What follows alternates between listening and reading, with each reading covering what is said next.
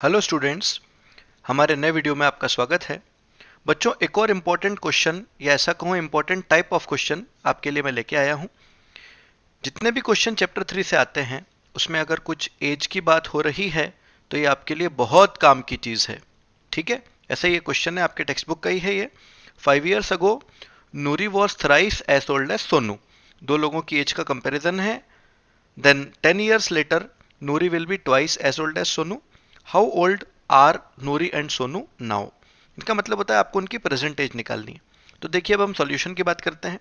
सबसे पहले तो दोनों की प्रेजेंट एज आपको कंसिडर करनी है कि let the present age of Noori be x years and the present age of Sonu be y years. 5 साल पहले की बात की थी हमने, तो दोनों की एज में से 5 आप लेस कर देंगे। तो after reducing 5 the present age of Noori is x-5 and that of Sonu is y-5। ठीक है, क्वेश्चन के according 5 years ago Noori was thrice as old as Sonu. Thrice का मतलब होता है मल्टीप्लाई बाय 3। तो सोनू की जो एज थी 5 साल पहले की, उसमें 3 का मल्टीप्लाई करना है। तो 3 टाइम्स ऑफ y-5 हो जाएगा। अब आप 3y को या 3 को y-5 से मल्टीप्लाई करेंगे तो it will become x-5 equal to 3y-15।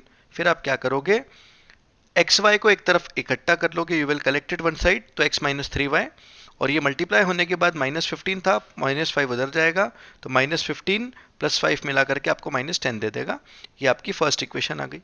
ठीक है, इसके बाद सेकेंड जो इक्वेशन है उसके लिए आपको देखना पड़ेगा 10 years लेटर या आफ्टर 10 years दोनों की एज में, प्रेजेंट एज में प्लस प्लस 10 आपको करना पड़ेगा। तो x+10 y+10 हो गया। तो 10 years के बाद में Noori will be twice as old as Sonu. Twice का मतलब होता है मल्टीप्लाई बाय 2। तो x+10 equals to 2 times of y+10। ठीक है, इसमें आप इसको वैसे ही सॉल्व कर देंगे तो इधर बन जाएगा पहले 2y+20।